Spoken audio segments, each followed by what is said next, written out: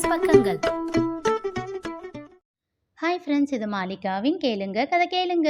மானஸ் எழுதிய வானவில் நெஞ்சங்கள், அத்தியாயம் 72. வர்ஷினியின் வீட்டிற்கு வந்து தன் பைக்கை நிறுத்தினான் முரளி.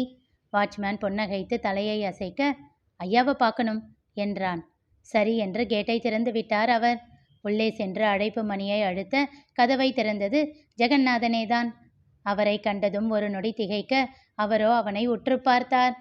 என்ன சொல்ல வேண்டும், என்ன பேச வேண்டும் என்று 1000 முறை ஒத்திகை பார்த்து கொண்டு வந்திருந்தாலும் அவர் பார்த்த பார்வையில் பேச அவனுக்கு வார்த்தை வரவில்லை. ஐயா என்றான் உள்ளிறங்கிய குரலில். உள்ளவா என்று விட்டு உள்ளே சென்றார். நான் என்று அவன் ஏதோ சொல்ல வர திரும்பி அவனை முறைத்துவிட்டு வாடா என்று அழுத்தமாக சொல்லிவிட்டு சென்று சோஃபாவில் அமர்ந்து கொண்டார். அவன் தயங்கியவாறே உள்ளே வந்து நிற்க எதிரில் இருந்த சோஃபாவை காட்டி உட்காரு என்றார். அமைதியாக அவர் சொன்னதை செய்தான். வேதம், மஞ்சுவை ஒரு காஃபி போட சொல்லு. இல்லை ஐயா, அதெல்லாம் எதுவும் வேண்டாம். வேதம் சத்தமாக அழைத்தார். கேட்டுச்சா? அவர் அதட்டலில் கொஞ்சம் மிரண்டு விட்டான் முரளி. ஐய, இப்போ எதுக்கு இப்படி கத்துறீங்க என்றவாறே வந்தார் வேதவல்லி. முரளியை கண்டவர் அப்படியே திகைத்து நின்றார். தன் கணவரின் சினம் கொண்ட முகத்தை பார்த்தவர் முரளியை பாவமாக பார்த்து வைத்தார். மஞ்சு, ஒரு காஃபி போடுடி என்று குரல் கொடுத்துவிட்டு தன் கணவரின் அருகில் வந்து நின்றார். அவர் தோள் தொட்டு என்னங்க என்றார். கையை நீட்டி அவரை தடுத்தவர் முரளியை ஆழ்ந்த பார்வை பார்த்து கொண்டிருந்தார். என்னடா, மன்னிப்பு கேட்டுட்டு போக வந்தியா? தனக்குள் தைரியத்தை வரவழைத்து கொண்டவன் நிமிர்ந்து அவர் முகத்தை நேருக்கு நேர் பார்த்து கேட்டான். நான் எதுக்கு மன்னிப்பு கேட்கணும்? அதானே, இவனாச்சும் மாறுறதாச்சும் இவனையெல்லாம் வளைச்சிட முடியுமா என்ன என்று தனக்குள் முணுமுணுத்து கொண்டார் வேதவல்லி. கேள்வி கேட்டவனையே உற்று பார்த்து கொண்டிருந்தார் ஜெகநாதன். அவர் பார்வையை தைரியமாக எதிர்கொண்டவன், நான் பண்ண தப்புக்கு தான் உங்கள் பையன் தண்டனை கொடுத்துட்டு போயிட்டாரே, அப்புறமும் நான் ஏன் மன்னிப்பு கேட்கணும் என்றவனை வெட்டவா குத்தவா என்ற ரீதியில் பார்த்தார் ஜெகநாதன். உனக்கு வாய் மட்டும் அடங்காதடா என்றார் வேதவல்லி கோபமாக. இந்நேரத்துக்கு என் பையன் இருந்திருக்கணும், பேசுகிறவன் வாயை உடைச்சிருப்பான். தெரியுமே, அதுக்கு தான் அவர் இல்லாத நேரத்தில் வந்தேன். அவன் கூறியதை கேட்டு திகைத்த வேதவல்லி வேகமாக அவன் அருகில் சென்று முதுகில் ஒரு அடி வைத்தார். அப்போது அங்கே வந்த ஜெயந்தி முரளியை கண்டு, மாமா, இப்போ இவன் எதுக்கு இங்கே வந்திருக்கான்? உங்கள் பிள்ளை வந்தால் மறுபடியும் பிரச்சனை தான் ஆகும் என்றார் அவர். கவலைப்படாதீங்க, அவர் வேலை விஷயமா அரசூர் போயிருக்காராம். ராமு அண்ணனை ஃபோன் பண்ணி கேட்டுட்டு தான் வந்தேன் என்றவனை திகைத்து பார்த்தார் ஜெயந்தி. இவன் என்ன இப்படி வெளிப்படையாக சொல்கிறான் என்ற யோசனையோடு தன் மாமனாரை பார்க்க அவரோ இன்னும் கோபமான முகத்தை மாற்றாமல் அப்படியே தான் பார்த்து கொண்டிருந்தார். சரிடா, நீ பெரிய நியாயஸ்தந்தான், இப்போ எதுக்கு என் வீட்டு படியேறி வந்த? அதை முதல்ல சொல்லு என்றார் கோபமாக.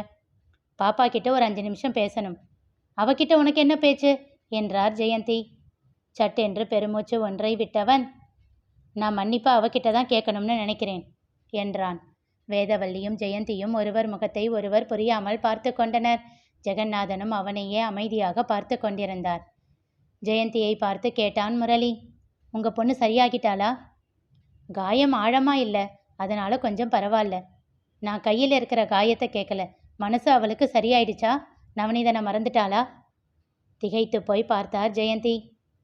அது அப்படியே இருந்தால் பிரச்சனை தானே. ஒரு 5 நிமிஷம் டைம் கொடுங்க, நான் அவளை சரி பண்ணிட்டு போயிடுறேன். நீங்களும் வேணும்னா கூடவே இருங்க, நான் எதுவும் தப்பாக பேச மாட்டேன். அவளுக்கு புரிகிற மாதிரி சொல்லிட்டு போயிடுறேன். கெஞ்சுதலாக அவன் கேட்க ஜெயந்தி யோசிக்க தொடங்கினார்.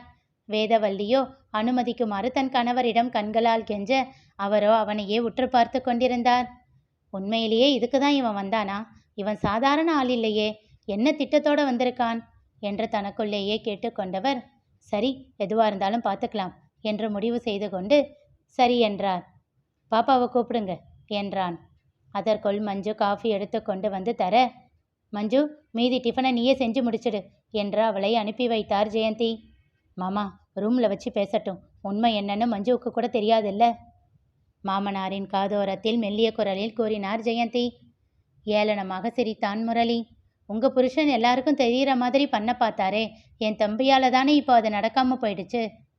ரொம்ப பேசாதடா, அதுக்கு தான் அவன் வேலையை காப்பாற்றி கொடுத்துருக்கேன். மறுபடியும் கிண்டலாக சிரித்தவன், அப்படியா என்றான் தலை சாய்த்து. சரியான திமிர் பிடிச்சவனா இருக்கான் என்று மனதிற்குள் எண்ணிக்கொண்ட ஜெயந்தி, என்ன பிளாக்மெயில் பண்ணுறியா என்றார் கோபமாக. ஏனோ அதுவரை சாதாரணமாக இருந்த அவன் முகம் இறுகியது. நான் அப்படிப்பட்டவனா என்று ஜெகநாதனை பார்த்து கேட்டான். அவர் பதில் சொல்லாமல் அவனை பார்த்து கொண்டிருக்க விரக்தியான புன்னகை ஒன்று அவன் உதட்டில் பூத்தது. தப்பு 2 பக்கமும் இருக்கு. அதை தடம் இல்லாம அழிக்கணும்னு நினைக்கிறேன். அவன் குரலில் தெரிந்த வருத்தம் கண்டு நீ வா என்று அவன் கையை பிடித்து இழுத்துச் சென்றார் வேதவல்லி. ஜெயந்தி ஜெகநாதனை பார்க்க நீயும் போ என்பதை போல் அவர் ஜாடை காட்டினார். சரி என்று விட்டு அவர்களோடு ஜெயந்தியும் அறைக்குள் நுழைந்தார். பாப்பா வேதவல்லி அழைக்க படுத்திருந்தவள் எழுந்து அமர்ந்து கொண்டாள். முகத்தில் கலை இழந்து சோர்ந்து போயிருந்தவளை பார்க்க வேதனை கொண்டான் முரளி. அங்கேயே ஸ்டடி டேபிளில் அமர்ந்து வீட்டு பாடத்தை எழுதி கொண்டிருந்தான் வரீஷ். முரளியை கண்ட வர்ஷினி திகைத்தாள். மெதுவாக அவள் அருகில் வந்து கட்டிலில் அமர்ந்தவன் எப்படிம்மா இருக்க என்று கேட்டான். மெதுவாக தலையசைத்தாள். என்ன பார்த்துருக்கியா? எப்போ? நான் உன்னை அதிகமாக பார்த்ததே இல்லையே. நீ வீட்டுக்கு வந்துட்டு போறேன்னு கேள்விப்பட்டேன். சத்யா சொல்லுவா. மோஸ்ட்லி நீ வர்ற நேரம் எனக்கு பங்கில் வேலை அதிகமாக இருக்கும். அதனால தான் 2 பேரும் என்கிட்ட மாட்டலை என்றான் அழுத்தமாக. கண்களில் மிரட்சியோடு அவனை பார்த்தாள். உன்னை வாயாடின்னு நந்துவும் பிரியாவும் சொல்லுவாங்க. நீ என்ன வாயை திறக்க மாட்டேன்ற? மௌன விரதமா? இல்லை என்பதை போல் தலையசைத்தாள். அவள் முகத்தில் பயம் குடிக்கொண்டிருந்தது. சரி சொல்லு, நவநீதனை ஏன் உனக்கு பிடிச்சது? இதெல்லாம் எதுக்கு கேட்குற? ஜெயந்தி அவசரமாக கேட்டார். ப்ளீஸ் ஒரு 5 நிமிஷம் என்றான் அழுத்தமாக. அவனை முதலில் கோவிலில் பார்த்ததை பற்றி கூறினாள். பின் திருமணத்தில் பார்த்ததையும் அவன் மன்னிப்பு கேட்டுவிட்டு சென்றதையும் கூறினாள். இதில் பிடிக்கிறதுக்கு என்னமா இருக்கு? அது அவர் கோயிலில் ரொம்ப ஹார்ஷாக பேசினாரு. அதனால எனக்கு அவர் மேலே கோபம் இருந்தது. அன்னைக்கு கிரி சொன்னான் என்கிட்ட மன்னிப்பு கேட்க சொல்லி அவரை மிரட்டினதா. தன்னை விட சின்ன பையன் எப்படி மிரட்டலாம் அப்படின்ற ஈகோ அவர்கிட்ட இல்லை. என்கிட்ட மன்னிப்பு கேட்கவும் ஈகோ பார்க்கல. அதுவே எனக்கு பிடிச்சிருந்தது. அதுக்கப்புறம் அவர் ரிசப்ஷனில் சார்கிட்டையும் பிரியா மேடம் கிட்டேயும் கலாட்டா பண்ணிக்கிட்டு இருந்ததை ரசித்து பார்த்தேன். அதுவும் எனக்கு பிடிச்சிருந்தது.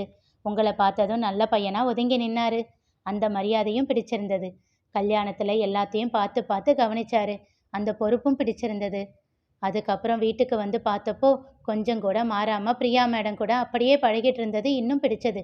ஒரு ஆணும் பெண்ணும் இவ்வளவு ஜோவியலாக பழக முடியுமா, அதுவும் இந்த ஊரில் அப்படின்னு எனக்கு ஆச்சரியமாக இருந்தது. நான் சென்னையில் வளர்ந்தவ தான். ஆனால் அங்கே இந்த மாதிரி ஃப்ரெண்ட்ஷிப் எல்லாம் பார்த்துருக்கேன். ஆனால் இது டிஃப்ரெண்ட்டாக இருந்தது. எனக்கும் யாராச்சும் பெஸ்ட்டு ஃப்ரெண்ட்ஸ் கூட இருக்கணும்னு ஆசை தான். ஆனால் என் டேடி ஸ்டேட்டஸ் பார்த்து பணக்காரங்க பசங்க கூட மட்டும்தான் பழகணும்னு சொல்லிடுவார். ஆனால் அவங்க பழக்க வழக்கம் எல்லாம் எனக்கு பிடிக்காது. அதனால் நான் அவங்கக்கிட்ட பழக மாட்டேன். எனக்கு பிடிச்ச கேரக்டரில் இருக்கிறவங்க கண்டிப்பாக எங்கள் ஸ்டேட்டஸுக்கு கீழே தான் இருப்பாங்க. ஆனால் அவங்க கூட ஸ்கூலில் மட்டும்தான் பழக முடியும். வீட்டுக்கு கூட்டிகிட்டு வர முடியாது. அவங்க வீட்டுக்கும் டேடி விடமாட்டார். அவங்க எல்லாம் ஜாலியாக வெளியில் போனாலும் அவங்க கூட விடமாட்டார். அதுவே எனக்கு எப்பவும் ஏக்கமாக இருக்கும். எப்பவும் நானும் என் தம்பியும் மட்டும்தான். என் உலகத்தை அதுக்குள்ளேயே வச்சுக்குவேன். இங்கே வந்ததுக்கப்புறம் தாத்தா பாட்டி அவ்வளவுதான். ஆனால் உங்கள் வீட்டில் எல்லாரும் கூட்டமாக ஜாலியாக இருந்ததை பார்த்தேன். அது எனக்கு ரொம்ப பிடிச்சிருந்தது. இவள் மனதில் இவ்வளவு இருக்கிறதா? வேதனையோடு பார்த்தார் ஜெயந்தி. ஆக நவநீதனை பிடிக்க ஸ்பெஷலாக எந்த காரணமும் இல்லை, அப்படிதானே? புரியாமல் பார்த்தாள் வர்ஷினி. பொதுவாக இந்த வயசில் இருக்கிற பசங்க கஷ்டம் தெரிஞ்சு வளர்ந்த பசங்க பொறுப்பாக தான் இருப்பாங்க. அதனால் அது ஒன்றும் வித்தியாசமான குவாலிட்டி இல்லை. அப்புறம் ஃப்ரெண்ட்ஷிப், உனக்கு அவங்க ஃப்ரெண்ட்ஷிப் பிடிச்சிருந்தா நீயே அவங்க கூட ஃப்ரெண்டாக தானே ஆக முயற்சி பண்ணியிருக்கணும். காதல் அது எங்கேருந்து வந்துச்சு? இல்லை, அவர் ஃப்ரெண்டையே அவ்வளவு நல்லா பார்த்துக்கும் போது அவர் ஒய்ஃபை எப்படி பார்த்துக்குவாரு? மெல்லிய குரலில் கேட்டாள். சிரித்தான் முரளி. உன்னை பாப்பான்னு சொல்கிறது சரியாக தான் இருக்குது. எல்லா ஹஸ்பண்டும் ஒய்ஃப் மேலே பிரியா தான் இருப்பாங்க. ஏன் உன்னோட தாத்தா பாட்டி மேலே பிரியமா இல்லையா? உன்னோட அப்பா அம்மா மேலே இல்லையா? இதுவும் எதுவும் ஸ்பெஷல் குவாலிட்டியாக எனக்கு தெரியலை. அப்புறம் எங்கள் குடும்பம் என்றவன் ஒரு நொடி நிறுத்தி கேட்டான். மின்னுவதெல்லாம் பொன்னல்ல. இந்த பழமொழி கேள்விப்பட்டிருக்கியா பாப்பா? கூட்டு குடும்பம் எல்லாம் அப்படிதான்டா. வெளியிலேருந்து பார்த்தா நல்லா இருக்கும். உள்ள யார் மனசில் என்ன வருத்தம் இருக்குன்னு வெளியில் தெரியாது. உனக்கு அதெல்லாம் புரியவும் புரியாது. நீ ரொம்ப செல்லமாக வளர்ந்த பொண்ணு. அப்புறம் நான் ஏதோ உன்கிட்ட சிரித்து சிரித்து பேசுனதுனால நான் ரொம்ப ஃப்ரீ டைப்புன்னு நினைக்காத. என்னை பார்த்தா வீட்டில் எல்லாரும் பயப்படுவாங்க. நான் சொல்கிறத மட்டும்தான் வீட்டில் எல்லாரும் கேட்கணும். இதை பற்றியெல்லாம் நவநீதம் உன்கிட்ட சொன்னதில்லையா? இல்லது என்பதை போல் தலையசைத்தாள். ஸோ இந்த ரீசனும் ரிஜெக்டட். வேறு ஏதாச்சும் இருக்கா? அவள் தயக்கமாக ஜெயந்தியை பார்த்தாள். என்ன பாப்பா, தைரியமாக சொல்லு. அவள் மென்று விழுங்கி அடுத்த காரணத்தை கூற வெகுவாக திகைத்தனர் ஜெயந்தியும் வேதவல்லியும். அந்த காரணம் என்ன தெரிந்து கொள்ள தொடர்ந்து கேளுங்க. கதை கேளுங்க. மீண்டும் சந்திப்போம்.